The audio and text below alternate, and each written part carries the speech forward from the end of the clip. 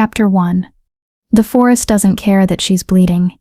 Alara's bare feet slam against frozen earth, her breath tearing from her lungs in ragged gasps that cloud the air before her face. The winter storm howls through the pines like a living thing, furious and unforgiving, whipping her dark hair across her eyes until she can barely see 3 feet ahead. But she doesn't need to see to know they're still behind her. She can feel them, the weight of their judgment, the heat of their rage, the way the pack bond she once cherished now wraps around her throat like a noose. She should have seen this coming. Maybe she did. Maybe she just refused to believe that love could turn so cold, so fast. Her bare shoulder slams into a tree trunk, and the impact sends a shockwave of pain down her arm. She bites down on a scream, swallowing it whole, because making noise now would be the end of everything. The thin silk gown, the one she wore for the bonding ceremony, the one that was supposed to mark her as queen, is torn and muddy, clinging to her skin like a second layer of shame. The intricate silver embroidery along the neckline, painstakingly stitched by the pack elders, who believed in her, now mocks her with every stumbling step. They believed in her, until they didn't. Thunder cracks overhead, and for a split second, the sky lights up, brilliant, blinding white. In that flash, Alara sees the cliff edge 20 yards ahead, the drop into darkness below, and she knows she's running out of ground, out of options, out of time. Her hands are shaking, not from the cold, though the storm is brutal enough to kill, not from fear, though terror sits heavy in her chest like a stone. No, her hands shake because the power inside her is waking up, clawing its way to the surface, and she doesn't know if she can stop it this time. Silver light flickers beneath her skin, tracing the veins in her wrists like lightning trapped under glass. It's beautiful. It's terrifying. It's the reason Damien chose Celeste instead. She's dangerous, Celeste had whispered in the throne room, her voice dripping with false concern, her hand resting possessively on Damien's arm. You've seen what she can do. The elders are afraid, my king. They say she'll bring ruin to the pack. And Damien gods. Damien had looked at Alara like she was already a stranger. Like the 3 years they'd spent building something real meant nothing. Like the promises whispered in the dark, the plans for their future, the way he'd traced her face and called her his salvation, like none of it had ever happened. The bond is severed, he'd said, his voice flat, his eyes empty. You are no longer my mate, no longer welcome in this pack. Celeste had smiled then, a small secret smile that made Alara's stomach turn. The wind shifts, carrying voices, male, angry, close. Find her. The king wants this handled quietly. Quietly, of course. Can't have the disgraced almost queen making a scene. Can't let the other packs know that the Alpha King's mate was cast out like trash, that his best friend, slid into her place before the bond even cooled. Alara's foot catches on a root, and she goes down hard, palms slamming into mud and ice. The impact jolts something loose inside her, and the silver light beneath her skin flares bright enough to cast shadows across the trees. She gasps, trying to shove it back down, but it's like trying to hold back a flood with her bare hands. Not here. Not now. If they see what she can really do, they won't just exile her, they'll kill her. She forces herself up, legs trembling, and staggers toward the cliff edge. Below, she can hear water, a river, swollen with snowmelt, rushing through the ravine. It's a deadly drop. She knows this. But behind her, the voices are getting closer, and the torches they carry paint the forest in flickering orange and gold. Her wolf, the part of her that should be howling for survival, demanding she shift and fight, is silent, curled up somewhere deep inside, wounded and confused, trying to understand how the mate bond could break so completely, trying to understand why Damien let it happen. Because he never really wanted you, a voice whispers in the back of her mind. He wanted someone safe, someone controllable, someone who wouldn't outshine him. The silver light crawls up her arms now, wrapping around her shoulders, and Alara feels something ancient stir in her blood. Something that predates the packs, the territories, the politics, something that remembers when wolves were wild and magic ran free through the world. She's always been afraid of this power. The elders called it a blessing, but their eyes said otherwise. Her own mother had looked at her with fear, the first time it surfaced, when Alara was 12, and accidentally set the training grounds ablaze with silver fire that wouldn't die. "You're special," Damien had told her once, holding her close after a nightmare. "The pack needs someone like you." Lies. He needed someone he could control, and when he realized he couldn't, when he saw that Celeste would never challenge him, would always defer, would always smile and nod, and play the perfect queen, he made his choice. The torches break through the tree line. Alara stands at the cliff's edge, the wind whipping her ruined gown around her legs, silver light pulsing beneath her skin like a second heartbeat. Below, the river roars. Behind, her hunters close in. And then she hears it, a sound that stops her heart. A howl, low, commanding, threaded with power that makes the air itself vibrate. It's not from the hunting party. It's coming from across the ravine. Someone is out there in the storm. Someone who just announced their presence to every wolf within 10 miles. Someone who either has a death wish or is powerful enough not to care. Alara's breath catches as a figure emerges from the darkness on the opposite cliff, tall, broad-shouldered, radiating an authority that makes her wolf finally lift its head and pay attention. Their eyes meet across the distance, and even through the storm, even through the chaos, she feels it, a pull, recognition, something old and inevitable clicking into place. Subscribe to Clarissa Romance Collections, she thinks wildly, hysteria bubbling up in her chest, where abandoned mates get rescued by mysterious strangers at cliff edges during thunderstorms. The hunters burst into the clearing behind her. The stranger across the ravine doesn't move, and Alara realizes with absolute bone-deep certainty that her story isn't ending here. It's just beginning. Chapter 2. The stranger moves before Alara can even process what's happening. One moment he's on the opposite cliff, a dark silhouette against the storm-torn sky. The next, he's moving, launching himself across the ravine with a power that defies physics, defies reason. His shift happens mid-air, bones restructuring, fur rippling across muscle, and the wolf that lands on her side of the cliff is massive. Midnight black, with eyes that glow amber in the darkness, large enough that when he stands between her and the hunting party, he blocks out everything else. Alara's back hits the cliff edge, stones crumbling beneath her heels, and her heart hammers against her ribs so hard she thinks it might break through. The silver light under her skin flares in response to the new threat, or maybe to the promise of protection. She can't tell anymore. Everything inside her is screaming confusion, terror, and something else, something that feels dangerously like hope. The lead hunter, Joshua, one of Damien's most loyal warriors, freezes when he sees the black wolf. His torch wavers, and in the flickering light, Alara watches the color drain from his face. "Impossible," Joshua breathes, and there's a tremor in his voice she's never heard before. Joshua, who once killed 3 rogues, single-handedly. Joshua, who never showed fear. "You're supposed to be dead." The black wolf doesn't respond. Not with words, anyway. But the growl that rumbles from his chest is an answer all on its own, low, resonant, vibrating through the ground beneath their feet. It's a sound that speaks of ancient bloodlines and power that predates the current pack structures. It's a sound that says, "Try me and see what happens." The other hunters step back instinctively, their wolves recognizing something their human minds are still trying to process.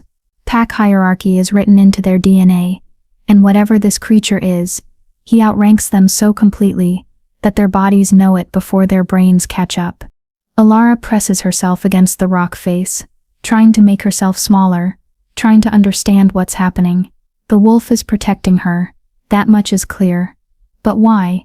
She's never seen him before, never heard a howl like his, never felt pack bonds that taste like smoke and starlight, and something wild that makes her own power sit up and sing. Joshua raises his torch higher, and his hand shakes. "The king will hear about this. You're interfering with pack justice." The black wolf shifts then, bones cracking, muscle reforming, and the man who stands between Alara and her hunters is not what she expected. He's tall, easily 6'4", with broad shoulders that speak of both warrior training and something more primal. His black hair is longer than current pack fashion dictates, falling past his collar in waves that make him look like he stepped out of an old legend. Sharp cheekbones, a jaw that could cut glass, and those eyes, amber and ancient and burning with an intensity that makes her breath catch. He's completely naked, because shifts don't come with convenient clothing, but he wears it like armor, like he's utterly comfortable in his own skin, utterly unconcerned with the 5 armed warriors pointing silver-tipped spears at his chest. Pack Justice. His voice is deep, rough around the edges, and carries an accent she can't quite place. Something northern. Something old. Is that what you call hunting a woman through a winter storm? Chasing her to a cliff edge, like she's prey? She's a traitor. Joshua spits, though he doesn't lower his weapon or step forward. I know who she is. 4 words. That's all it takes for Alara's entire world to tilt sideways. He knows who she is, which means he's been watching, waiting. But for what? And more importantly, why does the way he says it make her feel seen for the first time since Damien destroyed everything? The stranger turns his head slightly, enough to look at her over his shoulder, and when their eyes meet, something electric passes between them. Recognition. Yes, but deeper than that. Like their souls have been circling each other for lifetimes, waiting for this exact moment in this exact storm. Ilara Nightshade, he says, and her name on his lips sounds like a prayer and a promise wrapped in darkness. Daughter of the silver flame line, last of the moon blessed. The woman your fool of a king was too blind to see. Her knees nearly buckle. The silver flame line. Moon blessed. Those are terms from the old stories, from before the packs organized into territories and hierarchies, from when magic ran through wolf blood, like wildfire, and certain bloodlines could call down the moon itself. Her grandmother used to whisper those stories, but Alara thought they were just fairy tales, pretty lies to make a strange child feel special instead of cursed. How do you, she starts, but her voice cracks, barely audible over the wind. We don't have time for explanations. He doesn't take his eyes off Joshua and the hunting party. These fools are debating whether orders from their king outweigh their survival instincts. In about 30 seconds, they're going to choose wrong. Joshua's jaw clenches. Stand aside. This doesn't concern you, Kale Stormborn. You have no authority here. No authority? Kale's laugh is dark, humorless. I was leading armies when your grandfather was still learning to shift. I walked these territories when they belonged to no one and everyone. And I'm telling you now, lay down your weapons and go back to your king. Tell him the woman he abandoned is under my protection now. Let him try. The air between them crackles with tension so thick, Alara can taste it, ozone and threat and barely leashed violence. Her power responds, silver light crawling across her collarbones, and Kale's eyes flick to her again. This time, instead of wariness, she sees hunger, not the base kind, but something deeper, like he's been searching for something precious that was lost, and he's just now found it. Can you run? He asks her, his voice dropping to something almost gentle. She should say no. She's exhausted, injured, running on nothing but adrenaline and heartbreak. But something in his question, the way he asks like her answer actually matters, like he'll fight 5 warriors and tear through the entire kingdom if she needs him to, makes her stand straighter. Yes, she lies, because pride is all she has left. His mouth curves into something that might be a smile under different circumstances. Good. 'Cause when I tell you to move, you run north. Don't look back. Don't stop until you reach the old shrine at the border. You'll be safe there until I come for you. You're insane, she whispers. Probably. He shifts his stance, and suddenly he looks less like a man and more like a weapon waiting to be unleashed. But I've been watching you for months, Alara. Watching your king take you for granted. Watching your best friend circle you like a vulture. Watching the light in your eyes, dim a little more every day. Her breath catches. Months. He's been watching for months. I told myself I wouldn't interfere, Cale continues, his voice rough with something that sounds like regret, that you'd made your choice. But then tonight happened, and I realized, you never had a choice at all. He never gave you one. Joshua raises his spear. Enough of this. The king commanded. The king, Cale interrupts, and his voice drops to something lethal, is about to learn what it costs to throw away something precious. He looks at Alara one last time, and the intensity in his amber eyes pins her in place. Then he shifts, faster than before, more violent, and launches himself at the hunting party with a roar that shakes snow from the trees. Alara runs. Chapter 3. Alara's legs scream in protest with every step, but she doesn't stop, can't stop. Behind her, the sounds of battle echo through the forest, snarls and shouts, and the wet thud of bodies hitting frozen ground. She wants to look back, wants to see if Cale is winning or dying for a woman he claims to have watched, but never spoken to, a woman whose name he knows like a secret he's been keeping. But she runs north, like he told her, because something in his voice made it impossible to disobey. The trees blur past in a haze of white and shadow, her breath coming in ragged gasps that burn her lungs. The thin ceremonial gown does nothing against the cold, and she can feel her body temperature dropping, her movements becoming sluggish. Hypothermia isn't far off, but it's not the cold that's killing her. It's the memories that chase her faster than any hunting party ever could. 3 months ago. The Royal Gardens. Damien's hands in her hair. "You're everything I never knew I needed," he'd said. His gray eyes soft in the moonlight. "When I'm Alpha King, you'll stand beside me. We'll change everything, Alara. Make the packs stronger. United." She believed him. Gods help her. She believed every word. Alara stumbles over a root and catches herself against a tree, gasping. The silver light under her skin pulses in rhythm with her heartbeat. Faster now, brighter, like it's trying to break free. She presses her palm against the bark and forces it down, back into the dark place where she's kept it locked since she was 12 years old. Since the incident, her mother's face flashes through her mind, beautiful and terrified, staring at her daughter like she'd given birth to something monstrous. The training grounds had been engulfed in silver flames that wouldn't die, wouldn't respond to water, or earth, or any of the elemental wolves who tried to contain it. 3 wolves had been burned before Alara's grandmother, ancient, powerful, terrifying, had stepped into the fire and whispered words in a language Alara didn't understand. The flames had died, but the fear in everyone's eyes hadn't. "Never let them see," her grandmother had hissed, gripping Alara's shoulders hard enough to bruise. "Never let them know what you are.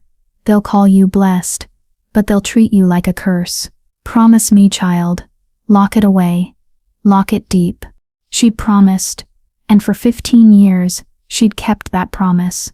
Buried the power so deep that sometimes she could almost forget it existed. Almost convince herself she was normal. Just another wolf in the pack, nothing special, nothing dangerous. Then she'd met Damien. He'd been different from the start, charismatic, ambitious, but also kind, or so she thought. He'd pursued her with a single-mindedness that felt like destiny, like the universe had finally decided to give her something good, after years of being treated like a fragile thing that might explode if handled wrong. "I see you," he'd told her once, tracing her jawline with his thumb, "the real you, and I'm not afraid." More lies, pretty poisonous lies that tasted like honey going down and turned to ash in her stomach. Alara pushes off the tree and keeps moving, even though every muscle in her body is screaming for rest. The shrine. Cale said there was a shrine at the border. She has to reach it, has to find shelter before her body gives out completely. 6 weeks ago. The throne room. Celeste's hand on Damien's arm. Celeste, her best friend since childhood, the girl who'd braided her hair and shared secrets and promised they'd always look out for each other. The girl who'd smiled and congratulated her when Damien proposed the mate bond, who'd helped her plan the ceremony, who'd stood beside her like a sister, who'd been sleeping with Damien for months.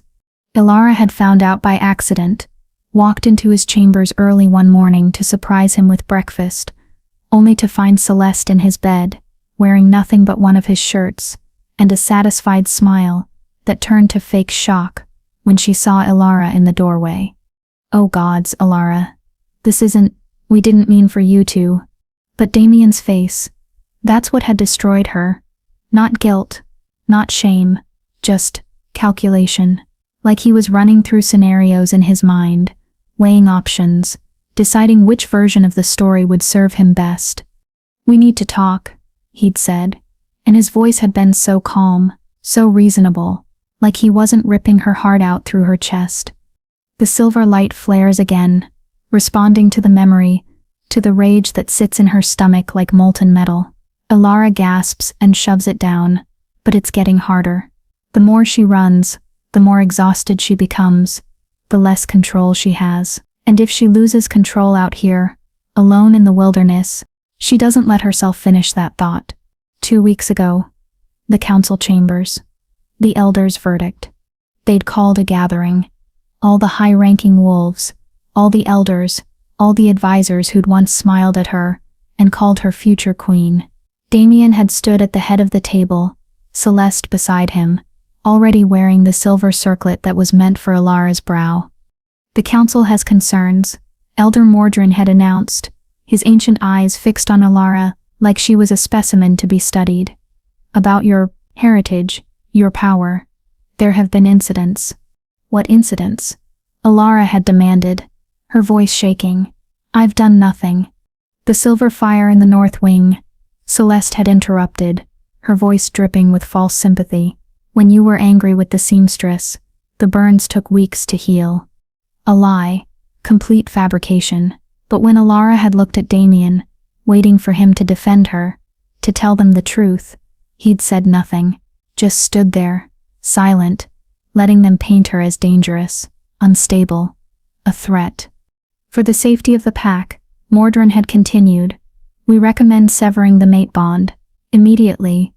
And Damien had nodded, actually nodded, like they were discussing crop rotations instead of destroying her entire life.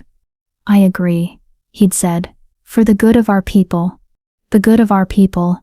As if Ilara wasn't one of their people. As if 3 years of devotion, of service, of loving him with everything she had meant absolutely nothing. She'd felt the bond break, like a rope snapping inside her chest, leaving raw, bleeding edges that would never fully heal. Her wolf had howled, confused and wounded, unable to understand why their mate would do this, why he would choose ambition and a more convenient woman over the bond they'd built together. Ilara crashes through a thicket, and suddenly she's there. The shrine. Ancient stone pillars rise from the snow, arranged in a circle that hums with old magic. Symbols are carved into the rock, worn by time but still visible. Moon phases, wolf prints. And there, on the center stone, a silver flame, perfectly rendered, exactly like the one that burns under her skin. She staggers into the circle, and the moment she crosses the threshold, something shifts. The wind dies, the cold recedes, and the power inside her, the thing she's been fighting and suppressing and hating for so long, suddenly feels less like a curse and more like a key sliding into a lock. The symbols on the stones begin to glow, soft at first, then brighter, silver light that mirrors her own. And Ilara realizes with bone-deep certainty that her grandmother's stories weren't fairy tales at all. They were warnings. She sinks to her knees in the center of the shrine, her ruined gown pooling around her, and lets herself break. The tears come hot and fast, months of pain and betrayal, finally pouring out. She cries for the love she lost, for the friend who betrayed her, for the future that was stolen. But most of all, she cries for the girl she used to be, the one who thought, if she just stayed small enough, quiet enough, normal enough, she'd finally be safe. That girl is gone now, dead and buried in the snow outside Damien's castle. And in her place, something is waking up. Chapter 4. The symbols don't stop glowing. Ilara wipes her tears with shaking hands, but the silver light only grows brighter, pulsing in time with her heartbeat. The ancient stones hum, a low, resonant frequency that she feels in her bones, in her blood, in the marrow of who she is. The shrine responds to her presence like it's been waiting, like it recognizes something in her that she's spent her entire life trying to hide. She pushes herself to standing, legs trembling, and turns in a slow circle. The pillars tower above her, at least 12 feet tall, each one carved with intricate patterns that seem to shift when she's not looking directly at them. Wolves running, moons waxing and waning, and everywhere, that silver flame symbol, repeated like a mantra carved in stone. "What is this place?" she whispers to the empty air. The wind answers, or something does. A breeze that shouldn't exist within the shrine's protection swirls around her, warm and impossibly gentle, carrying the scent of wild sage and moonflower, and with it comes a voice, not spoken aloud, but pressed directly into her mind like a memory that isn't hers. The sanctuary of the first flame, where the moon-blessed came to remember. Ilara's breath catches. The voice is feminine, ancient, layered with the resonance of countless others speaking in unison. It doesn't frighten her the way it should. Instead, it feels like coming home after a long exile. "Moon-blessed," she says aloud, testing the words. "Chael called me that. What does it mean?" The symbols flare brighter, and suddenly the space between the pillars isn't empty anymore. Images form in the silver light, translucent, shimmering, like memories projected onto mist. She sees wolves running under a full moon, but these aren't ordinary wolves. They glow from within, silver light radiating from their fur, their eyes, their very essence. They move with a grace and power that makes modern pack wolves look clumsy by comparison. Before the packs divided, before territories and hierarchies, and the endless hunger for control, we were whole, we were wild, we were blessed by the moon herself. The images shift. A woman stands atop a mountain, arms raised to the sky. Silver flames erupt from her hands, not destroying but creating, healing wounded wolves, purifying corrupted land, calling rain from cloudless skies. Other wolves gather around her, not in submission, but in reverence, in love. The first flame, she who could channel the moon's power directly, she who reminded us that strength and compassion were not opposites, but partners. "That's just a story," Ilara protests, but her voice wavers. "My grandmother told me stories, but they were myths, legends, not—" "Every legend starts with truth, child." The images shift again, darker now. The glowing wolves fracture, splinter, divide. Territory lines are drawn. Packs form and reform, alphas rising and falling, and with each division, the light dims a little more. The silver flames flicker and fade until only embers remain, scattered across bloodlines like dying stars. We forgot. In our quest for power, for dominance, for control, we forgot what we were. The moon-blessed bloodline was hunted, feared, nearly extinguished, because power that cannot be controlled is power that threatens those who crave control. Ilara's hands clench at her sides. She thinks of Damien's face when the elders questioned her, the calculation in his eyes, the way he chose a kingdom over a mate who might outshine him. "So I'm what? Some kind of remnant? A mistake that should have died out generations ago?" "You are no mistake." The voice turns sharp, almost angry, and the temperature in the shrine rises. The silver flames on the stones burn brighter, hot enough that Ilara can feel the heat against her skin. "You are the answer to a prayer we've been whispering for 300 years. The bloodline survived because it had to, because the moon herself ensured it would. You are not a curse, Ilara Nightshade. You are a reckoning."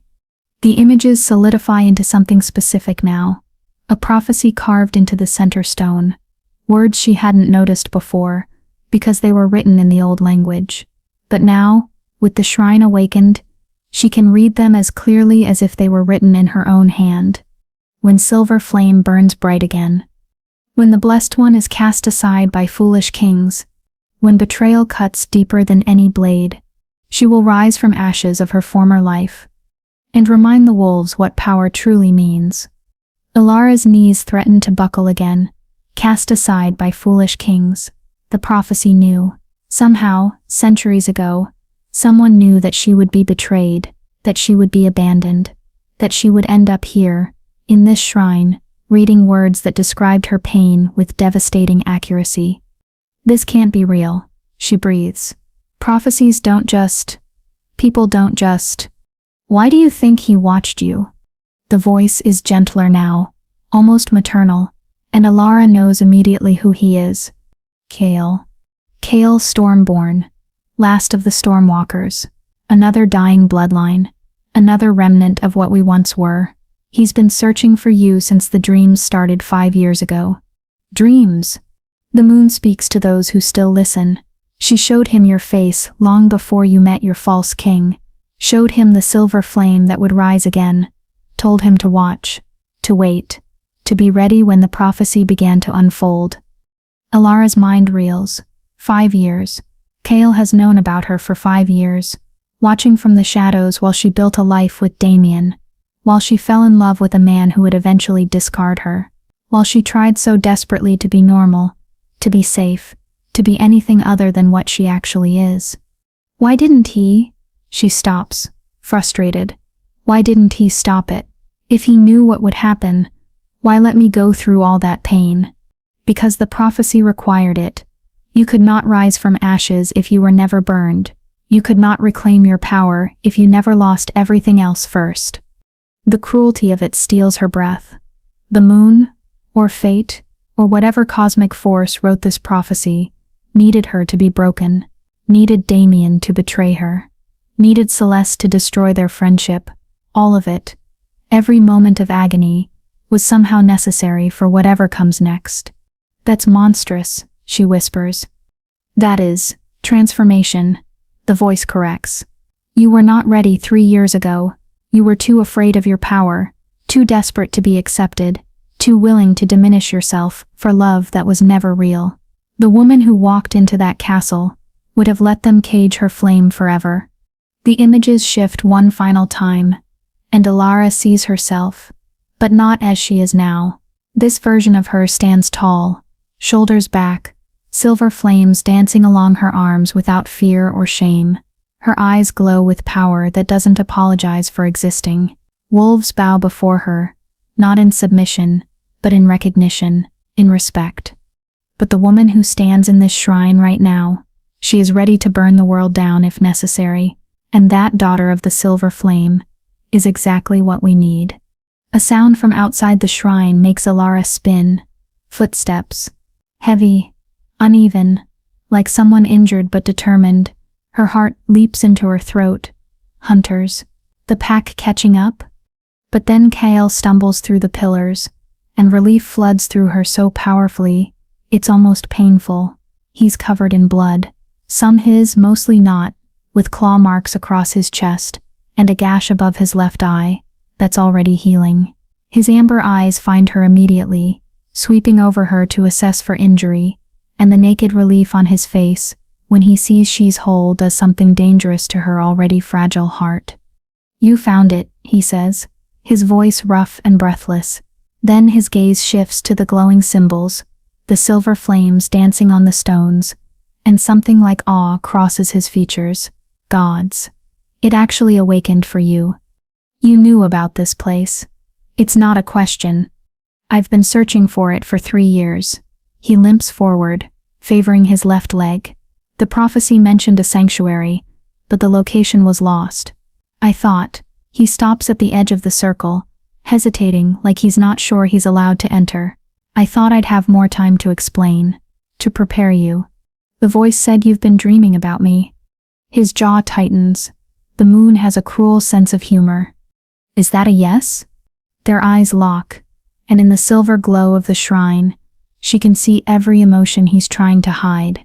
Longing, frustration, a hunger that has nothing to do with his wolf, and everything to do with the man watching a woman he's been searching for finally step into her destiny. Yes, he says simply. For 5 years, Ilara, I've watched you in dreams, watched you smile at a man who didn't deserve you, watched him slowly kill the light in your eyes. And I couldn't do a damn thing about it. Because the prophecy required me to burn first, she finishes bitterly. I know, the voice explained. Kale's expression darkens. If I could have changed it. But you couldn't. She wraps her arms around herself, suddenly cold despite the shrine's warmth. None of us could. We're all just playing out parts in some cosmic drama written 300 years ago. Not all of it is written, Kale says quietly. He takes a single step forward, crossing into the circle, and the symbols pulse brighter in response to his presence. How you rise, what you do with your power, who you choose to stand beside you. Those parts, those are still yours to decide. The weight of his words settles between them like a promise, like an offer. Why? She asks, and her voice cracks. Why risk everything for someone you've never even spoken to until tonight? Kale moves closer, and the silver light catches in his dark hair, painting him in shadows and flame. When he speaks, his voice is raw with an honesty that makes her chest ache. Because I've been alone in this fight for a decade. Because my bloodline is dying just like yours. Because when I saw you in those dreams, I didn't just see a prophecy. I saw home. The shrine's light flares so bright, it's almost blinding. And Alara knows, the prophecy isn't just about her. It's about both of them. Chapter 5. They don't get a moment to process what the shrine revealed. The howl that shatters the night isn't from the hunting party. It's something worse, deeper, threaded with authority that makes every wolf instinct in Alara's body snap to attention and scream danger. The sound rolls across the forest like thunder, and she knows with sickening certainty exactly who it is. Damien. The Alpha King himself has come. Kale's entire body goes rigid, his eyes flashing amber as his wolf surges close to the surface. He brought reinforcements. I can smell at least 20 wolves. His voice is tight, controlled, but she can hear the fury underneath. He's not here to talk. He's here to finish what the hunters started, Alara says, and her voice sounds steadier than she feels. The silver light under her skin responds to the threat, crawling up her arms in delicate patterns that look almost like armor. He can't afford to let me live. Not after everything. He should have thought of that before he threw you away. Kale moves to stand between her and the direction of the howl, every line of his body screaming protection. Stay in the shrine. The wards will hold against most wolves. Most? An Alpha King can break through given enough time. His jaw clenches. But I won't let it get that far. Before Alara can respond, before she can tell him he's insane, that he can't fight an entire pack alone, that she won't let him die for her, the trees explode with movement. Wolves pour into the clearing like a living tide, at least 24 of them, all bearing the mark of the royal guard. Elite warriors, the best Damien has. And in the center, larger than the rest, a wolf with silver-gray fur, and eyes that once looked at her with something resembling love. Now, they're cold, calculating. The eyes of a king who views her as a threat to be eliminated. Damien shifts, bones cracking, muscle reforming, until he stands naked in the snow with a confidence that borders on arrogance.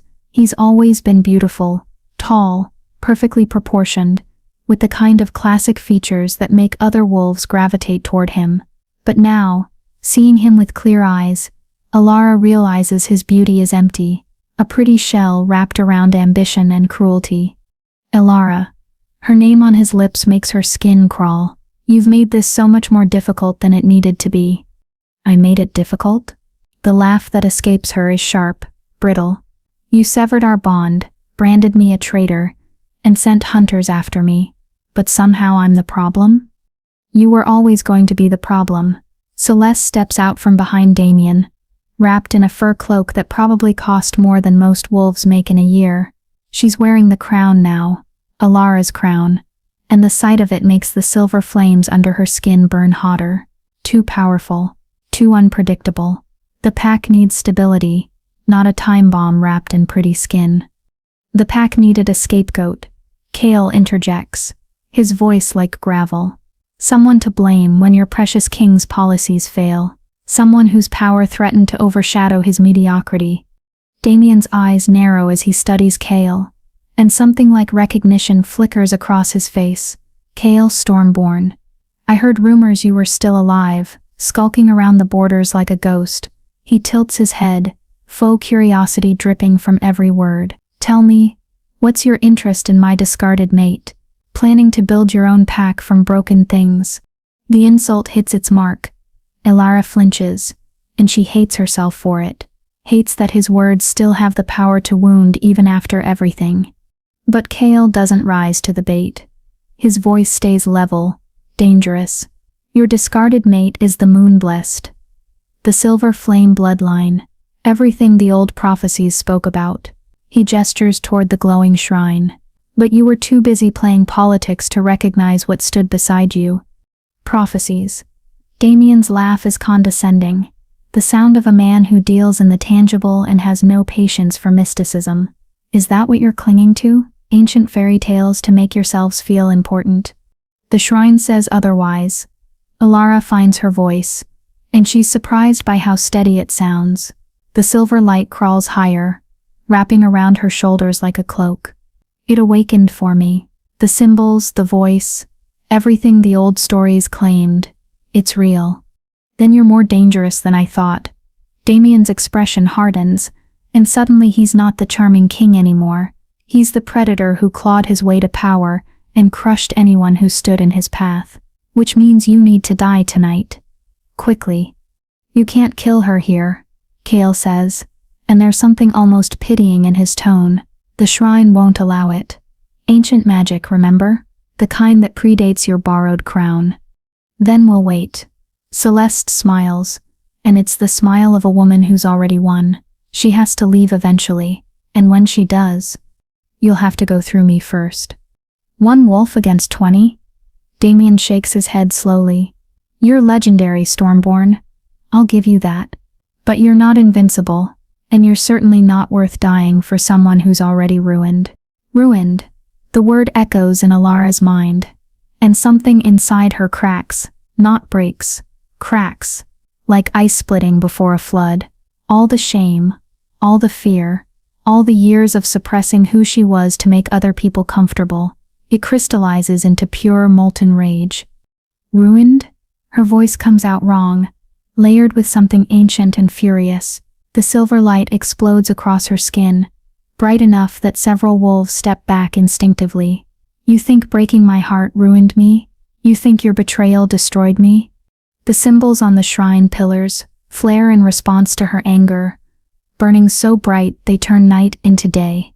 Elara steps forward, and the ground beneath her feet begins to glow. With each step, power pours off her in waves that make the air itself vibrate. You didn't ruin me, Damien. You freed me. Her hands ignite, not with normal flame, but with silver fire that doesn't burn her skin. It dances along her fingers, wraps around her wrists, climbs up her arms like it's been waiting her entire life for permission to exist. Damien's confidence wavers. Just for a second, but she sees it, the flicker of fear in his eyes, the recognition that maybe, just maybe, he miscalculated. The prophecy spoke of reckoning, Kale says quietly, moving to stand beside her instead of in front of her. Equal, partner, not protector, but ally. You should have read the rest of it before you came here.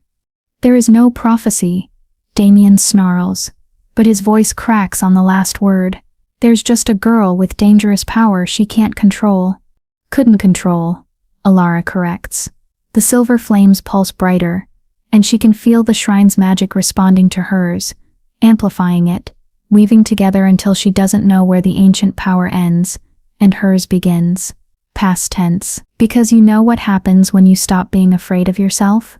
She raises both hands, and the silver fire erupts upward in twin pillars that reach toward the sky. The wolves in Damien's pack scramble backward, whining, their instincts screaming at them to run from something their king is too proud to fear. You become unstoppable. The ground trembles. The symbols on the shrine stones begin to lift, not the stones themselves, but the carved images, peeling away from rock and taking form in the air. Silver wolves, Dozens of them, made entirely of light and ancient magic, they circle the clearing, not attacking, but watching, waiting. "This is your last chance," Kale calls out, and his voice carries the weight of someone who's seen too many unnecessary battles. "Take your wolves and leave. Tell the packs that the Moon-Blessed has returned, that the old bloodlines are awakening, that the age of control through fear is ending. Or stay," Alara adds, "and the silver flames dance higher, and learn exactly why your ancestors were so terrified of my bloodline that they tried to wipe it out." For a long moment, no one moves. The standoff stretches, taut as a wire about to snap. Damien looks at his wolves, sees their fear, sees them backing away, and Alara watches something ugly twist across his face. Pride. Ego. The inability to accept that he's lost. "Kill them both," he commands. "I want their bodies displayed at the capital by morning." But none of his wolves move. Not one. They stand frozen, caught between their king's orders and the primal terror of facing something their DNA remembers even if their minds don't. Celeste's face pales. "They won't, Damien. They're too afraid." "Then I'll do it myself." Damien shifts, bones breaking and reforming, fur erupting across skin. His wolf is massive, built for dominance and intimidation. But when he charges, when he launches himself at Alara, with claws extended and fangs bared, Kale is ready. He shifts mid-leap, colliding with Damien in midair, and the impact when they hit the ground shakes snow from the trees. The battle explodes around them, some of Damien's wolves finally finding their courage, or at least their obedience. They swarm toward the shrine, and the silver light wolves move to intercept, ethereal jaws closing on very real flesh. Alara stands in the center of the chaos, silver flames still dancing along her arms, and realizes with absolute clarity what comes next. She has to choose. Stay in the shrine where it's safe, where the wards protect her, and watch Kale fight her battles. Or step outside the circle, embrace the power fully, risk losing control, risk becoming the monster they all claimed she was. Risk everything. Kale crashes into a pillar, blood streaming from a gash across his ribs, and the decision makes itself. Alara steps beyond the shrine's protection, and the silver flames explode outward in a wave that sends half the attacking wolves flying backward. "You want to see dangerous?" she screams, and her voice carries across the battlefield like thunder. "Let me show you what Moon-Blessed really means."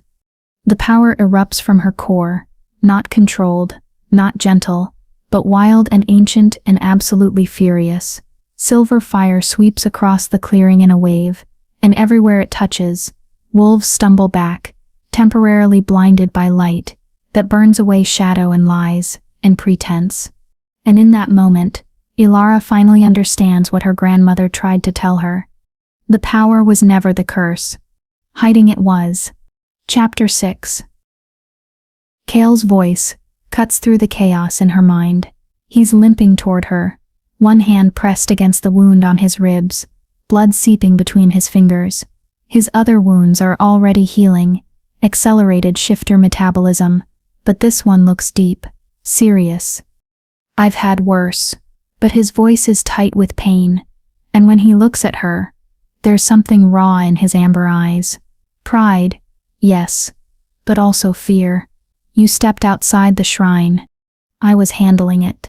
His expression softens. "You're right.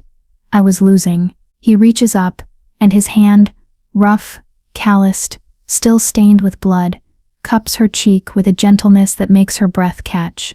"But watching you embrace your power, watching you stop being afraid, that was worth every wound." Her eyes burn with tears she refuses to shed. "I don't know how to control it. What if next time I can't stop? What if I hurt someone innocent? Then we'll figure it out together." His thumb traces her cheekbone, and the simple touch feels more intimate than anything Damien ever gave her. "But right now, we need to move. Your display was magnificent, but it also announced your presence to every pack within 50 miles. Some will be curious, others will be terrified. And Damien, we'll come back with an army." She steps away from his touch, suddenly aware of how close they're standing, how easy it would be to lean into his warmth and pretend the world isn't falling apart. Where can we go? Every territory belongs to someone. Every pack will have heard what I did. There's a place, Kale says, and something shifts in his voice, something almost vulnerable, in the northern mountains, where the Stormwalker pack used to gather before we were hunted to near extinction. Your pack. What's left of it? He looks away, jaw tight. 3 others, all that survived the purges, 20 years ago. The weight of that confession settles between them. She's not the only one who's lost everything, not the only one carrying the burden of a bloodline that should have died, but stubbornly refused. Take me there, she says quietly. Please.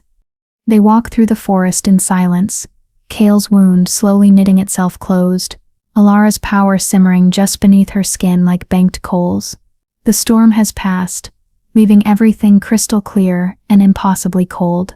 Stars scatter across the sky in patterns that feel almost deliberate, like the universe itself is watching what comes next. After an hour of walking, they reach a cave, hidden behind a waterfall that's partially frozen, the ice catching moonlight and throwing it back in prismatic shards. Inside, someone has clearly been living here. Furs for warmth, a fire pit with wood already stacked, supplies carefully organized along the back wall. You prepared this, Alara says, taking it all in. You knew you'd bring me here. Hoped, Kale corrects. He moves to the fire pit and starts building a flame with practiced ease. The dreams showed me pieces, but not everything. I didn't know if you'd trust me enough to come.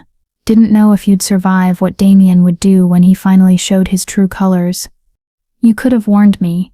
She wraps her arms around herself, suddenly exhausted down to her bones. Years ago. Before I fell in love with him. Before I gave him everything. Would you have believed me? He doesn't look up from the fire, but she can hear the regret in his voice.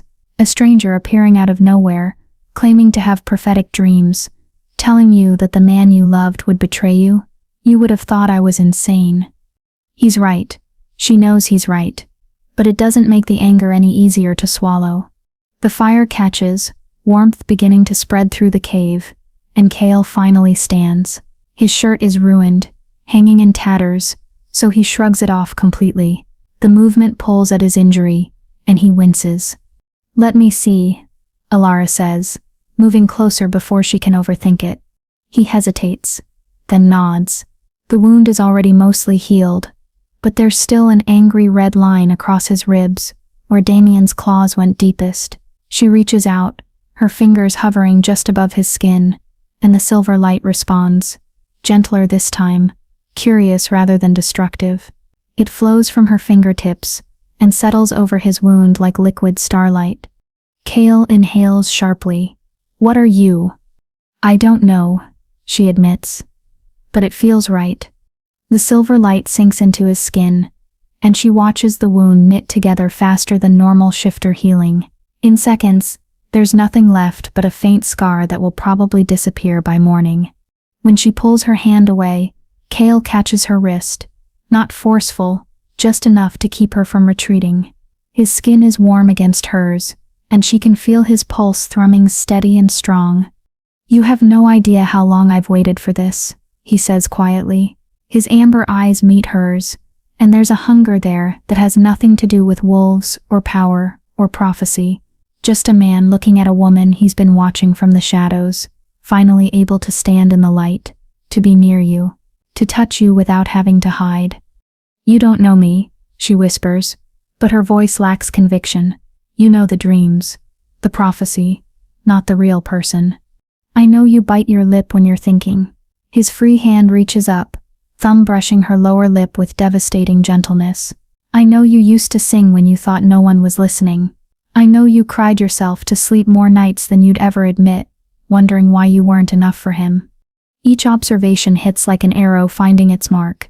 He has been watching, not just in dreams, but in reality, seeing her in ways Damien never bothered to. That's creepy, she says, but there's no heat behind it. Probably.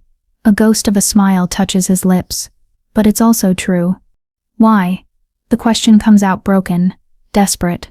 Why go through all this for someone you've never even spoken to?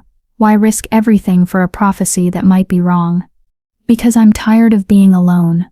The confession comes out raw, honest, and it cracks something open in her chest. Because my bloodline is dying and I've spent 10 years trying to keep the old ways alive, with nothing but stubbornness and spite. Because when I saw you in those dreams. He stops, jaw clenching like he said too much. What? She presses. When you saw me, what? His eyes search hers, and she can see him weighing the truth against self-preservation. Finally, he speaks, and his voice is barely above a whisper. I saw my mate. The word hangs between them like a struck bell, resonating through every fiber of her being. Her wolf, silent and wounded since Damien severed their bond, suddenly lifts its head and howls, not in pain, in recognition. That's impossible, she breathes. The mate bond doesn't work like that. You can't know from dreams. The Stormwalkers bonded differently than other packs. He releases her wrist but doesn't step away. Our magic was tied to intuition, to seeing threads of fate before they wove together. When I dreamed of you, I felt the pull, the certainty, the same thing my father described, feeling when he met my mother. Your father? Dead. The word is clipped, final, killed in the purges along with most of our pack, for the crime of being too powerful, too different, too threatening to the new order. She hears the echo of her own story in his words. Different bloodlines, same persecution. The world has been trying to kill them both for simply existing. I don't know if I can do this, she admits. Trust someone again. Let someone close. Damien destroyed. Damien destroyed nothing that can't be rebuilt. Kale's hand finds her face again, and this time she doesn't pull away. He broke your heart. He shattered your trust. But he didn't touch your fire. That's still yours, still burning, still fierce enough to bring kings to their knees. You saw that tonight. I saw you become who you were always meant to be. His forehead drops to rest against hers, and the intimacy of the gesture makes her eyes close, and it was the most beautiful thing I've ever witnessed. They stand like that for a long moment, breathing the same air, existing in the same space. Two broken pieces that might somehow fit together if given the chance. I'm scared, she whispers. Good. His breath is warm against her lips. Anyone who's not scared of what comes next is a fool. But you don't have to face it alone. Not anymore. Promise? I promise. She opens her eyes, and his face is so close, she can see flecks of gold in the amber, can see the scars he carries, the weariness of a decade spent fighting alone, the hope that he's trying so hard not to show. Kale? Yes? Thank you, for not giving up on the prophecy. On me. His smile is small, sad, and utterly genuine. Thank you for stepping outside the shrine. The fire crackles behind them. Outside, the world is hunting them. Tomorrow will bring new battles, new challenges, new reasons to be afraid.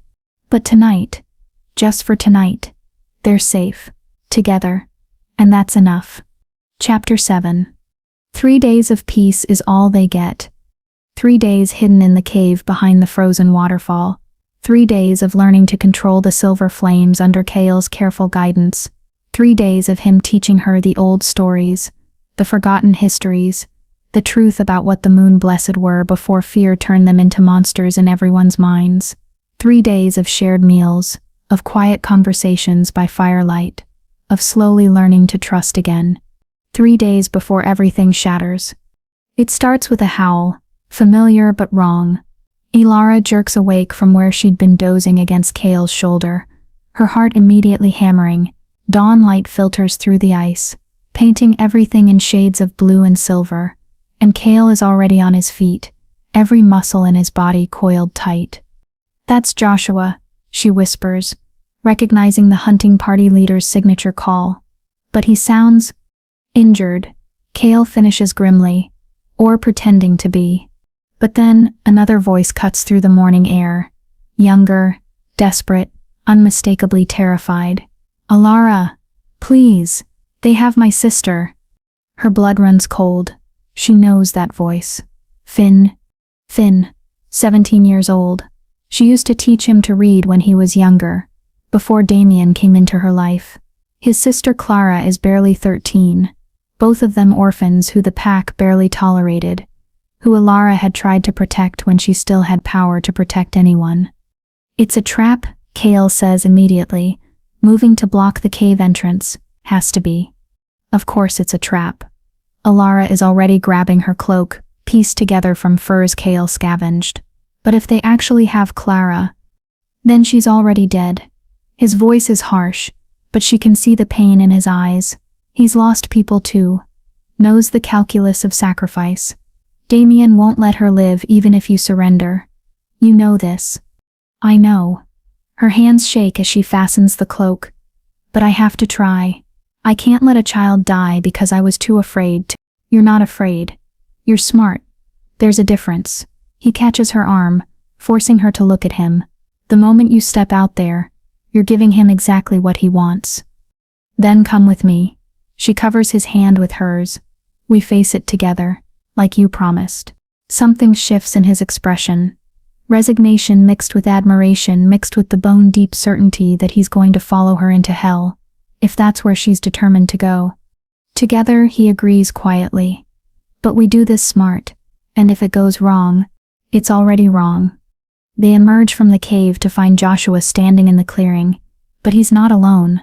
20 wolves surround him, more than he brought before, and in the center, bound with silver chains that burn her skin, is Clara. The girl is sobbing, her face already blistered from the metal, and Finn kneels beside her with a collar around his throat that Alara recognizes with sickening certainty. A compliance collar, banned by pack law for 50 years because of how inhumane they are. One wrong move, one command disobeyed, and it delivers a shock strong enough to kill. You came. Joshua's voice holds no triumph. If anything, he sounds tired, resigned. I told the king you would. Let them go, Alara demands, the silver light already crawling across her skin. Whatever issue you have is with me. They're children. Their leverage. A new voice, and Alara's stomach drops as Celeste steps into view. She's wearing different clothes now. Armor instead of silk. Practical instead of pretty. The crown is still on her head, but it sits wrong, like she hasn't quite figured out how to carry the weight of it. And you're going to do exactly what we say, or the boy's collar activates, and we get to see how much voltage a young wolf can handle before his heart stops. Kale's growl is subterranean, dangerous. This is low even for you. Using children is effective. Damien materializes from the trees, and Alara's breath catches. He's healed from their last encounter, but there's something different about him now. Harder, colder. Whatever humanity he once possessed, or pretended to possess, is gone. Something I learned from watching my father rule. Compassion is weakness. Mercy is a luxury we can't afford. Your father was a tyrant who died choking on his own blood, Kale says flatly, assassinated by his own guards, because they couldn't stomach his cruelty anymore. And yet he held power for 30 years. Damien's smile doesn't reach his eyes. Long enough to eliminate most of the old bloodlines. Long enough to cement our family's control. Long enough to teach me that sometimes you have to cut away the diseased parts to save the whole. He looks at Alara when he says it, and she realizes with horrifying clarity that he actually believes it, believes she's a disease. A cancer that needs to be removed for the good of everyone else.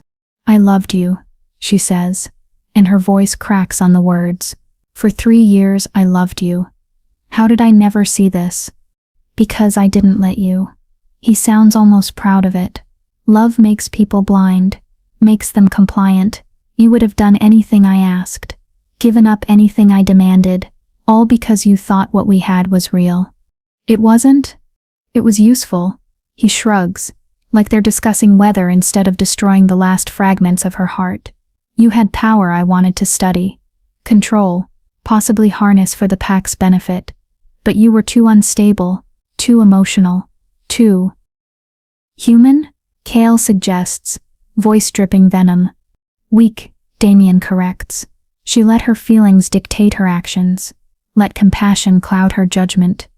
The moon blessed of old weren't like that. They were warriors, conquerors. But you? He laughs, and the sound is cruel.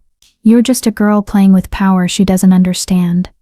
The silver flames flare hot enough that the snow around Alara's feet begins to melt. Let them go. Here's what's going to happen. Celeste moves closer to Finn, her hand resting on a control device that must activate the collar. You're going to suppress your power. Completely. Let us place binding cuffs on your wrists. Come back to the capital as our prisoner. And if I refuse? Celeste presses a button. Finn screams, a sound so raw, so agonized, that it tears through Alara like a physical wound.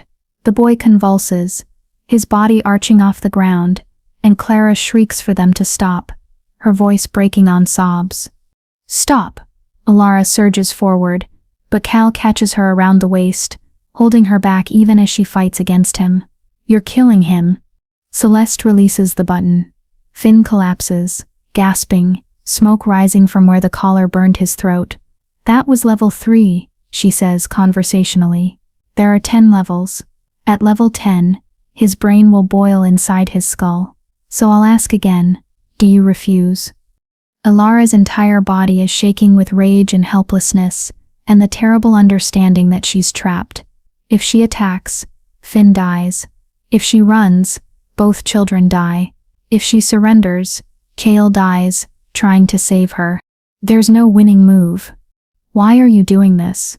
She directs the question at Celeste, her former best friend, the girl she shared secrets with under blanket forts when they were children.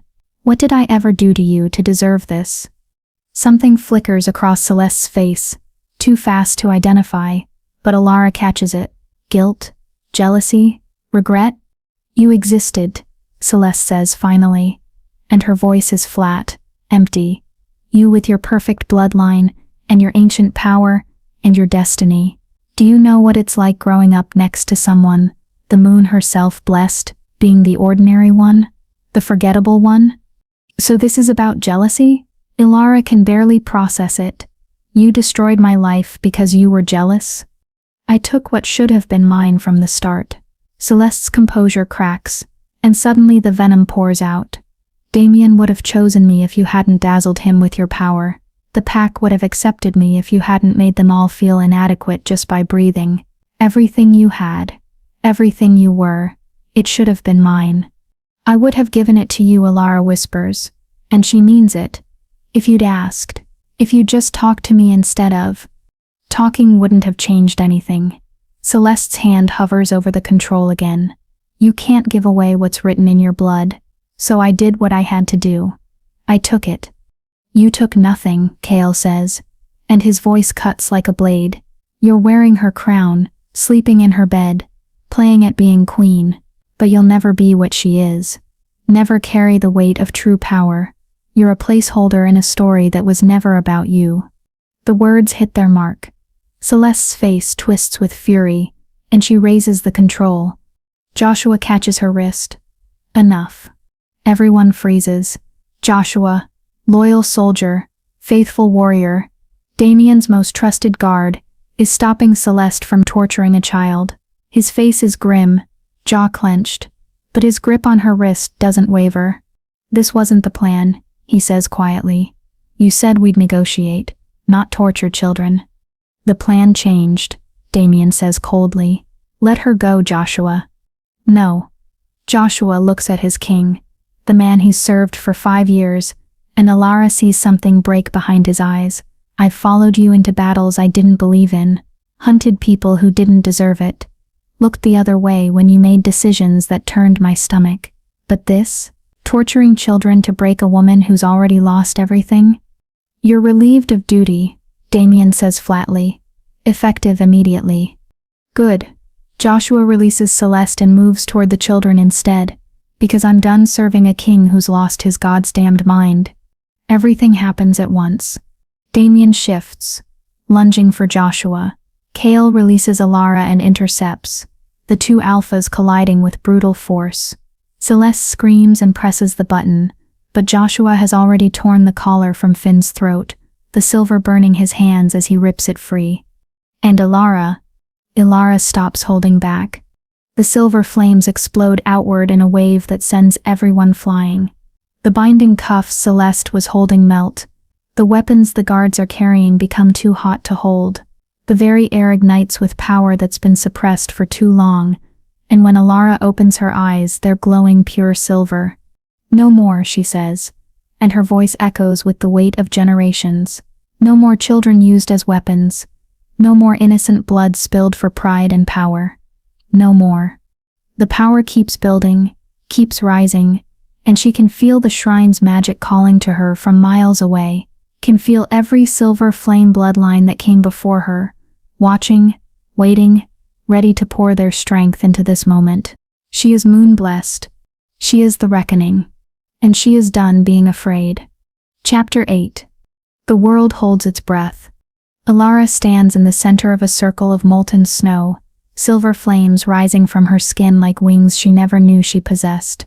Every wolf in the clearing is frozen, not from fear alone, but from the sheer weight of power pressing down on them, ancient, undeniable. The kind of magic that rewrites instinct and makes even alpha wolves want to bare their throats in submission. Damien struggles to his feet, blood streaming from where Kale's claws caught his shoulder. His eyes are wide, and for the first time since she's known him, Ilara sees genuine fear etched across his face. Not the calculated wariness of a king, assessing a threat, true, bone-deep terror. "This is why we feared you," he breathes. "This is why you could never be queen." "No," Ilara's voice resonates with power, each word vibrating through the ground beneath their feet. The silver flames climb higher, wrapping around her arms, her shoulders, weaving through her hair, until she looks like she's carved from starlight and fury. "You feared me because you knew I would never be controlled, never be diminished, never be made small enough to fit into your narrow vision of what power should look like." She takes a step forward, and the earth responds. Silver light erupts from the ground in her wake, spreading outward in veins that look like lightning frozen in soil. The trees around the clearing begin to glow from within, their bark illuminated with symbols that match the ones from the shrine. Ancient, older than any pack, older than the kingdoms that carved up these territories and pretended they owned what was never theirs to claim.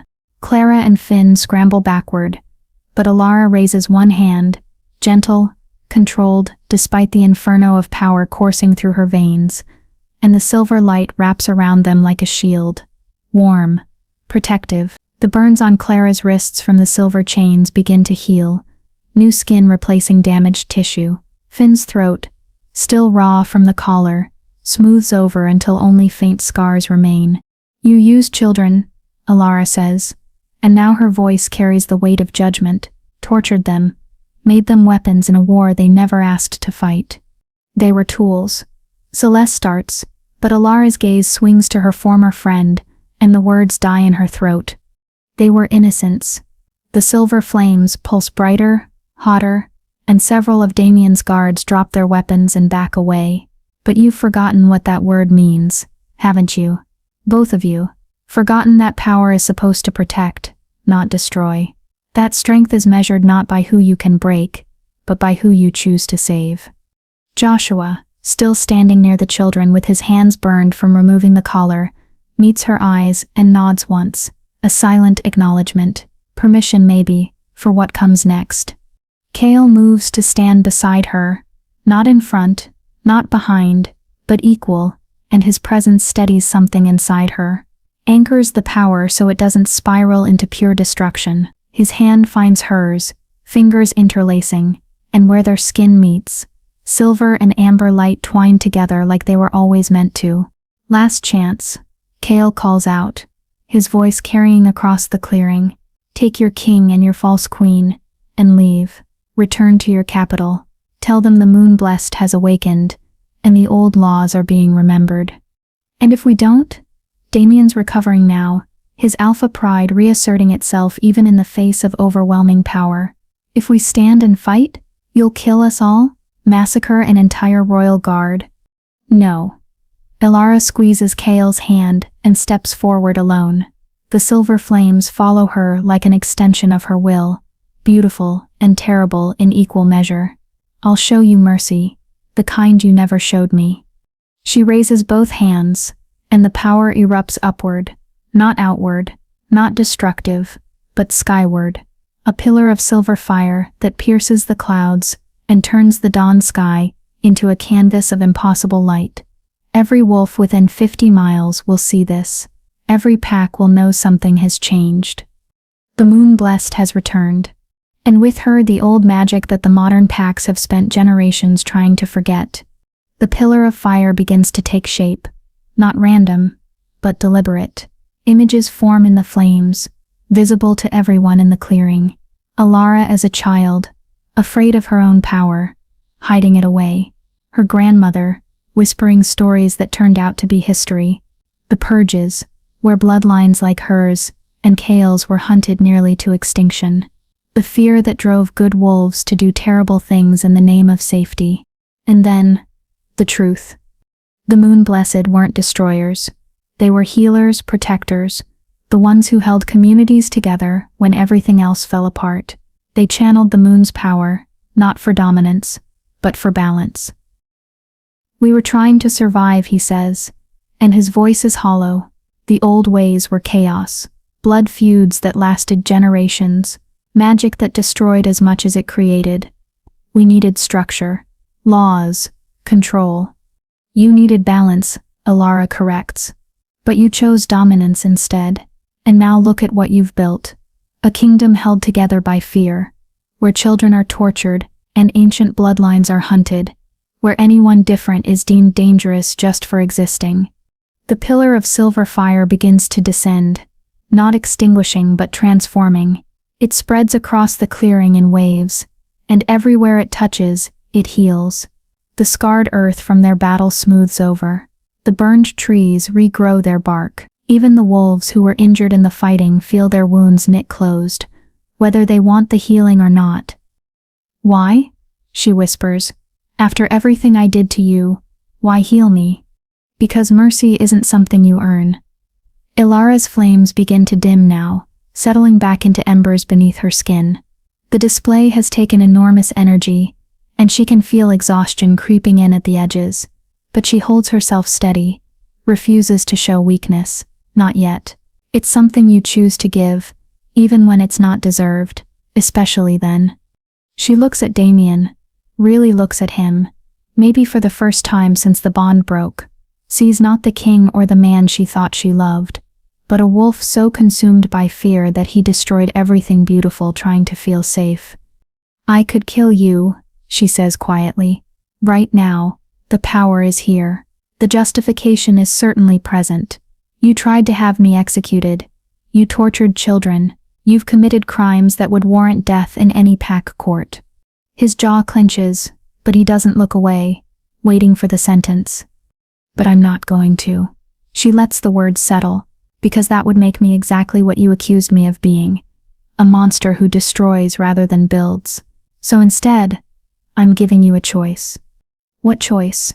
Return to your capital, keep your crown, rule your kingdom. Her eyes blaze silver. But know this, the old bloodlines are awakening. The magic you tried to suppress is returning.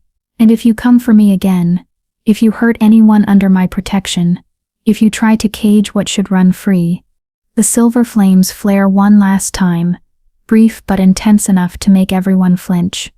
I will burn your kingdom to ash and salt the earth so nothing ever grows there again. The threat hangs in the air, absolute and undeniable. Damien stares at her, and she can see him calculating, weighing his options, trying to figure out if she's bluffing. She's not. Something in her eyes must communicate that, because he finally nods, slow, reluctant, but a nod nonetheless. This isn't over, he says. Yes, Alara replies. It is, you just haven't accepted it yet. Damien shifts, bones cracking, fur rippling across skin, and his wolf is still magnificent, still powerful, but standing in front of Alara's silver flames, he looks diminished somehow, like a candle next to a bonfire, trying to pretend it shines just as bright. He runs. His guards follow. Within moments, the clearing is empty, except for Celeste, who stands frozen, the crown still on her head, but her expression utterly lost. Go, Alara tells her, and there's no anger in her voice anymore. Just exhaustion, and a sadness that runs deeper than betrayal. Play queen if that's what you need. But you and I both know that crown will never feel like anything but stolen. Celeste opens her mouth like she wants to say something, apologize, explain, defend herself. But in the end, she just turns and walks away, her shoulders hunched like she's carrying a weight she'll never be able to put down. Then, it's just the five of them. Alara and Kale, Joshua and the two children. The morning sun breaks through the clouds, painting everything in gold and silver, and for the first time in what feels like forever, Alara can breathe. That was incredible, Clara whispers, her young voice filled with awe. You saved us. We saved each other, Alara corrects gently. She kneels in front of the girl, tucking a strand of hair behind her ear. Your courage brought me here. Don't ever forget that. Finn looks at Kale, then at Alara, then at Joshua. What happens now? We can't go back to the capital. Damien will. You come with us, Joshua says firmly. His hands are still burned, but he doesn't seem to care. If you'll have me, I'd like to join whatever this is, whatever you're building. Kale glances at Alara, a question in his amber eyes. She nods. Then welcome, Kale says, to the first members of the new pack, or maybe the old pack, reborn. Either way, Alara finishes. We stand together, and we remind the world what magic looks like when it's not afraid to burn. Chapter 9. They don't stay in the clearing. Within the hour, they're moving north, deeper into the territories that the modern packs abandoned decades ago. The wild lands, places where the old magic still runs thick through the soil, where ancient trees remember songs that haven't been sung in generations. Kale leads them with the confidence of someone who's walked these paths before, who knows every hidden trail and sacred grove. Clara walks between Joshua and Finn, still processing everything she witnessed. Every few minutes, she glances back at Alara, like she's afraid she'll disappear, like the woman who saved her might turn out to be another dream in a long nightmare. Alara understands the feeling. She keeps expecting to wake up, to find herself still in Damien's castle, still trapped in a life that was slowly suffocating her. But the silver light pulsing gently beneath her skin, the weight of Kale's hand in hers, the exhaustion that sits heavy in her bones, it's all achingly, beautifully real. You're quiet, Kale says softly, his thumb tracing circles on the back of her hand. I'm thinking.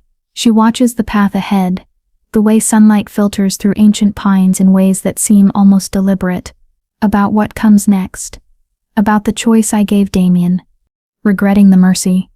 No. She's surprised by how certain she sounds, but I'm wondering if I should be, if letting him live makes me weak. It makes you different. Kale stops walking, turning to face her fully. Behind them, Joshua herds the children forward, to give them privacy. The old kings would have slaughtered everyone in that clearing, made an example, ruled through fear and blood. But you, he reaches up, cupping her face with both hands, and the tenderness in his touch makes her chest ache. You chose a different kind of strength, the kind that says I could destroy you, but I won't. That's not weakness, Alara. That's power so complete, you don't need to prove it through violence. What if he comes back? What if next time he brings a real army, and I have to? Then you'll do what needs to be done. His forehead touches hers, and she can feel his breath warm against her lips. But you'll do it as a last resort, not a first instinct. That's what separates you from him. That's what makes you worthy of the power you carry. And if I fail? If I can't control it next time? If the power takes over and you won't be alone. His hands slide down to her shoulders, grounding her. I'll be there. Joshua will be there. Every wolf who's tired of living in fear will find their way to us eventually. You're not carrying this burden by yourself anymore. She wants to believe him. Gods. She wants to believe that the crushing weight of destiny and prophecy and ancient bloodlines can be shared, distributed across shoulders other than her own. But there's a voice in the back of her mind, Damien's voice, cruel and cold, that whispers she's not enough, that she'll fail, that eventually everyone will see her the way he did, dangerous, unstable, too much trouble to keep around. I can hear you overthinking from here, Kale says with a slight smile. What would help? Time. She leans into his touch, letting herself have this moment of vulnerability, and maybe hearing that I'm not insane for choosing mercy, that the voice in my head saying I should have killed them all is wrong. The voice is wrong. He says it with such absolute certainty that something tight in her chest loosens. It's his voice, isn't it? Damien's. Still in your head, still trying to make you doubt yourself. She nods, unable to speak around the lump in her throat.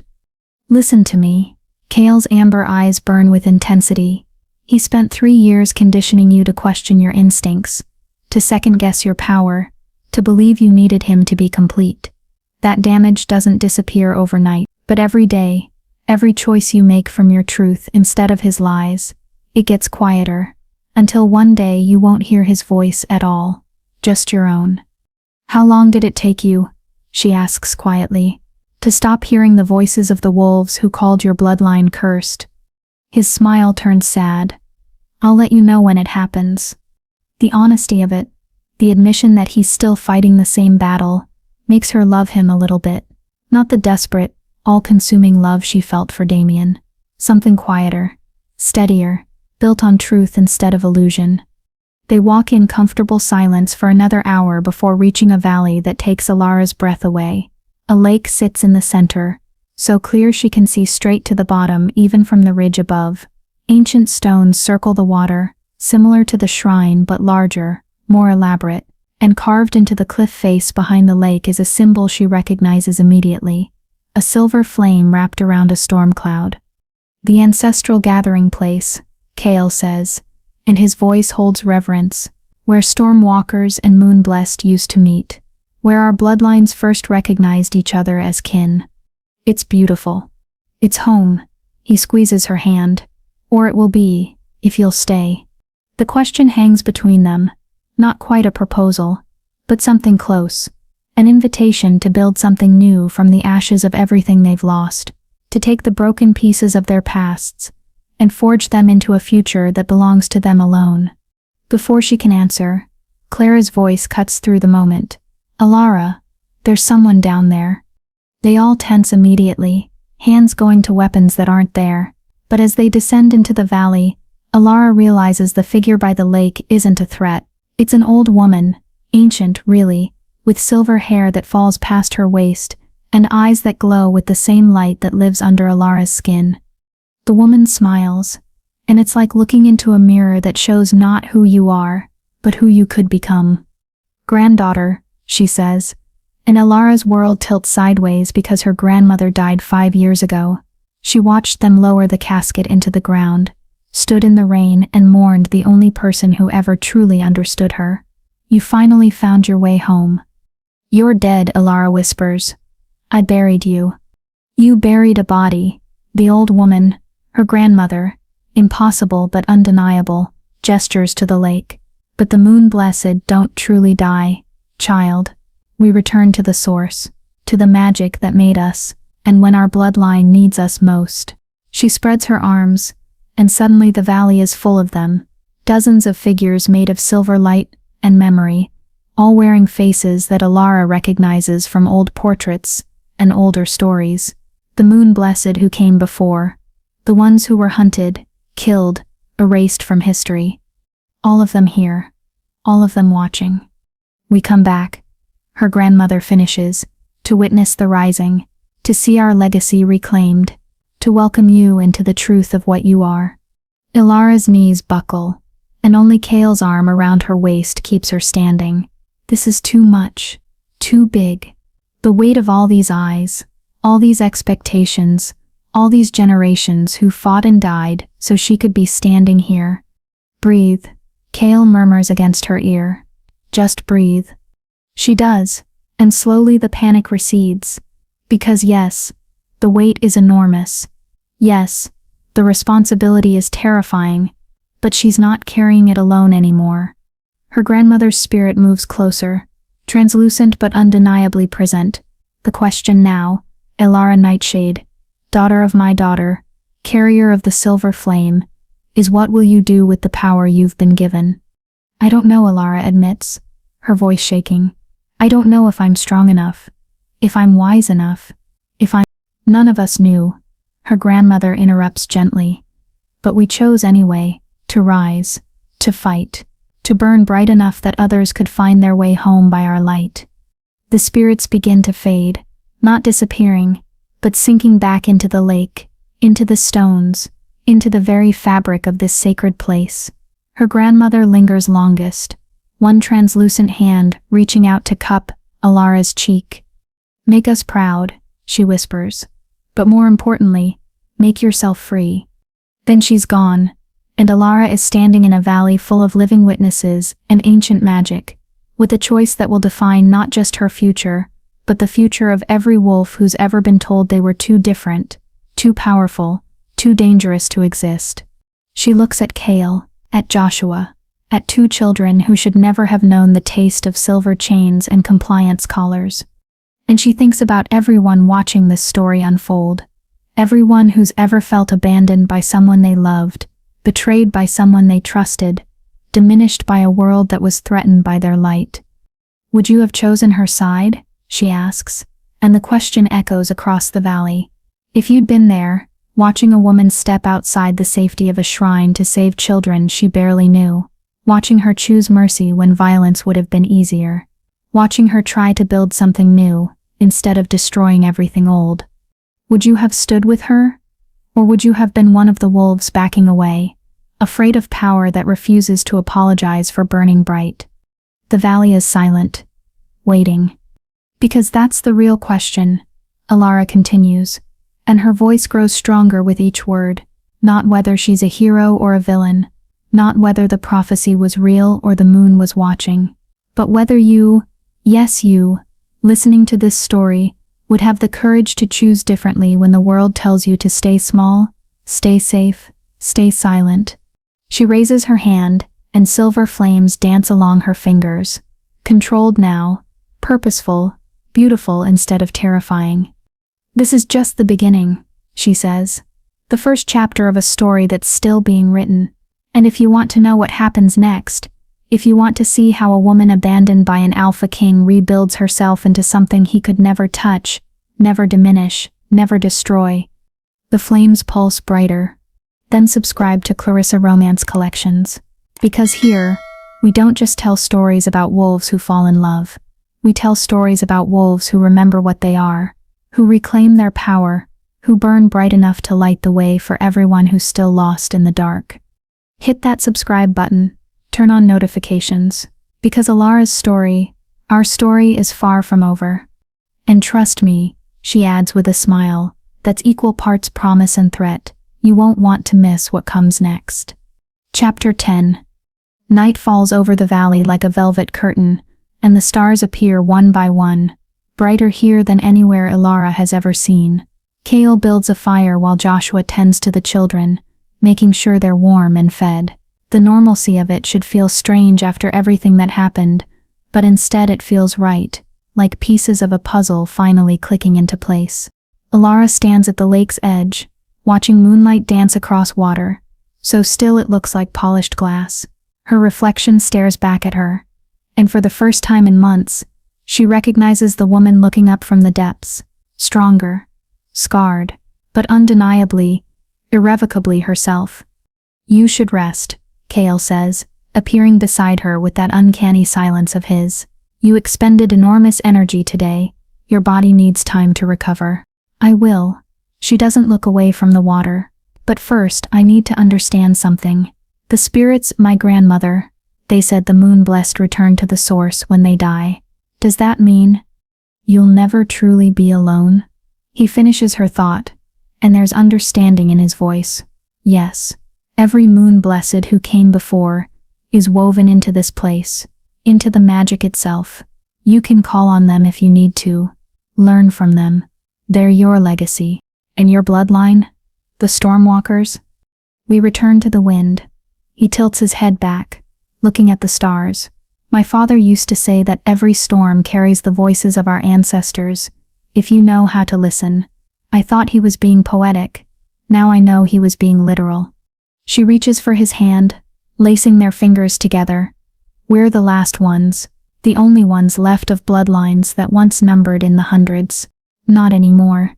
He nods toward the fire, where Joshua is teaching Finn how to properly sharpen a blade while Clara practices her letters in the dirt with a stick. We're building something new. 4 became 5 today. 5 will become 10. 10 will become... A tremor runs through the ground, cutting off his words. Subtle at first, like a whisper through stone, but then stronger, more insistent, and the water in the lake begins to ripple, despite the absence of wind. Alara's hand goes to her chest instinctively, feeling for the silver light. It's there, steady and strong, but this tremor isn't coming from her power. It's coming from somewhere else, somewhere deep. That's not normal, Joshua says, abandoning his lesson with Finn to move closer. His soldier's instincts are on high alert, every muscle in his body coiled for a fight. No, Cale agrees, his voice tight. It's not. The tremor grows stronger, and now Ilara can see cracks forming in the ancient stones that circle the lake, hairline fractures that glow with a light that isn't silver or amber, but something darker, deeper. The color of old blood mixed with shadow. Everyone back from the lake, she commands, her voice carrying authority she's still getting used to. They scramble away just as the water in the center of the lake begins to churn, not from below, but as if something is trying to push through from another place entirely. The fabric of reality thins, ripples, and Ilara can see shapes moving behind it, massive, ancient, and decidedly not friendly. What is that? Clara whispers, her young voice trembling. A door? Cale breathes, and there's something in his voice that Ilara has never heard before. Fear. Real, genuine fear. Someone's opening a door. To where? To the place we locked them away. His jaw clenches.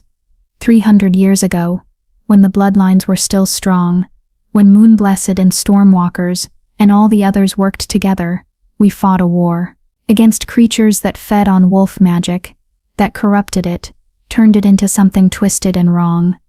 The water erupts upward in a geyser of darkness, and Ilara sees them clearly now.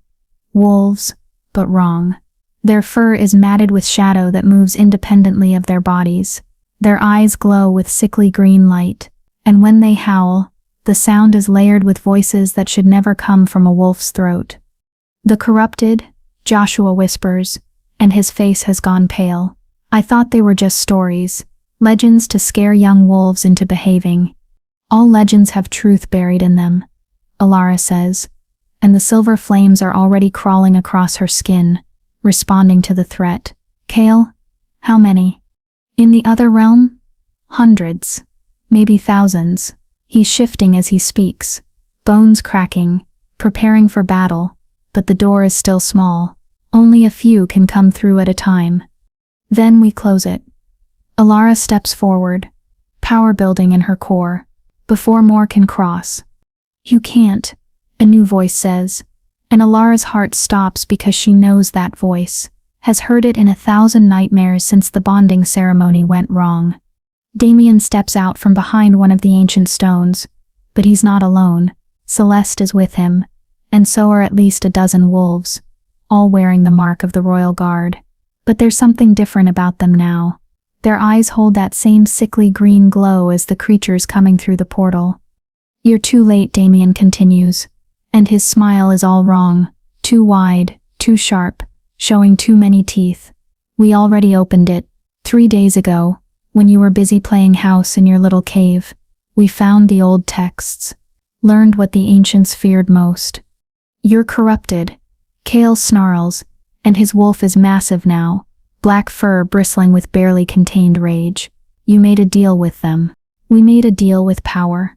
Celeste speaks now, and her voice has that same layered quality as the corrupted wolves.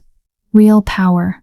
Not the scraps you cling to, not the dying embers of bloodlines that should have gone extinct. They promised us dominion over all the packs, promised us magic that doesn't come with weakness and sentiment, and they lied. Alara interrupts, and her voice cuts through Celeste's speech like a blade. Whatever they promised, they lied. The corrupted don't make deals. They consume. They take. And once they're done with you, there won't be anything left but shadow wearing your face. Damien laughs, and the sound echoes wrong in the valley. Still so naive. Still believing that mercy and compassion mean anything in a world built on strength. We were fools to fear you, Alara. You had all that power, and you wasted it, healing children and sparing enemies. But us? He raises his hand, and the portal in the lake pulses wider. More corrupted wolves begin to push through, their twisted forms barely resembling the creatures they once were. We're going to burn down the old world. Every pack, every territory, every wolf who clings to the dying traditions, and from the ashes, we'll build something new, something pure, something enslaved. Kale finishes. You'll be slaves to the corruption, puppets dancing on strings made of shadow and lies. Is that what you wanted? To trade one prison for another? For just a moment, one brief, flickering moment, something human flashes across Celeste's face. Doubt, regret, the recognition that maybe, just maybe, they've made a terrible mistake. But then it's gone, swallowed by the green glow in her eyes. It's too late for second thoughts, she says. The door is open, the corrupted are coming, and you, all of you, are going to be the first casualties in a war that will reshape everything. The corrupted wolves surge forward, and Alara has just enough time to think that they're outnumbered, outflanked, and completely unprepared for this fight. But she doesn't run. She stands her ground, silver flames erupting along her arms, and behind her she can feel the others taking their positions.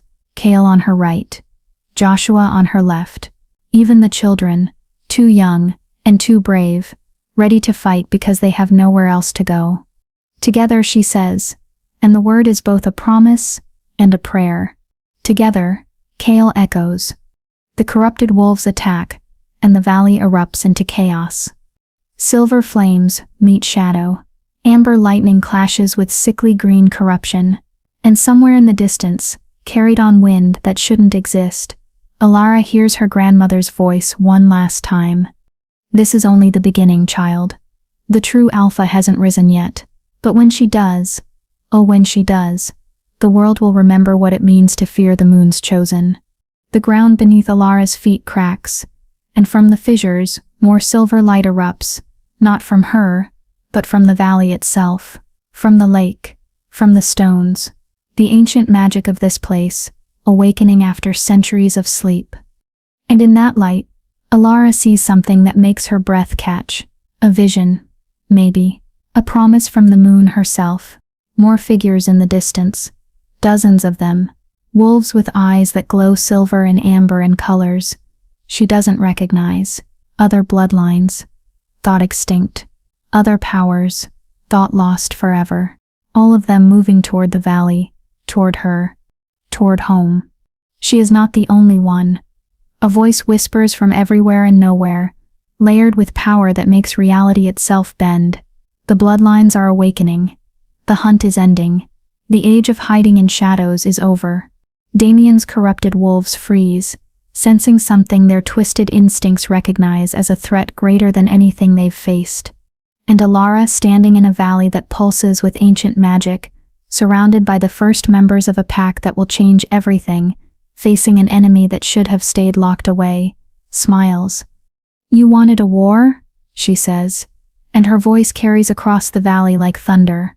You're going to get one, but not the war you expected, not the war you can win. The silver flames erupt skyward, a beacon that every wolf for 100 miles will see, a signal, a summons, a declaration.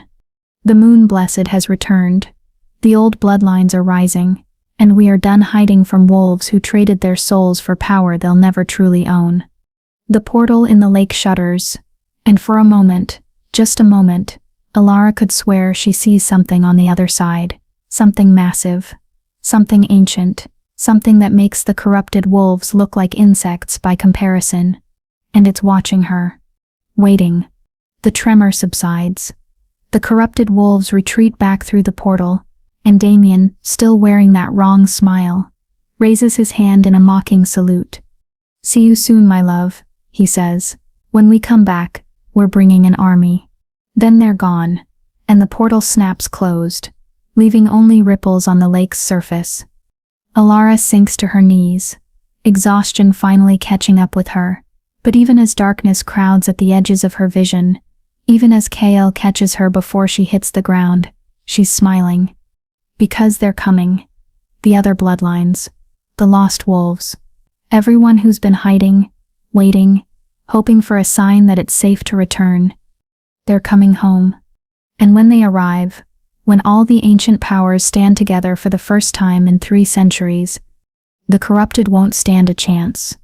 "Rest," Kael whispers, cradling her against his chest. "You did enough for one day."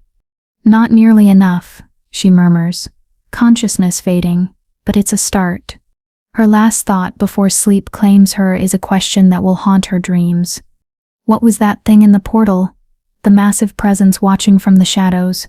And more importantly, why did it look at her like it recognized her face? The end, for now. The story of Alara Nightshade, moon-blessed and abandoned mate, continues. But that tale, the war with the corrupted, the gathering of lost bloodlines, the truth about what watches from the other side, that's a story for another time. If you want to see how this epic saga unfolds, if you want to witness the rise of wolves who refuse to stay broken, if you want to know what happens when ancient powers awaken in a modern world, subscribe to Clarissa Romance Collections if you haven't. Hit that notification bell, because the moon is watching. The bloodlines are rising, and this story is just beginning to burn.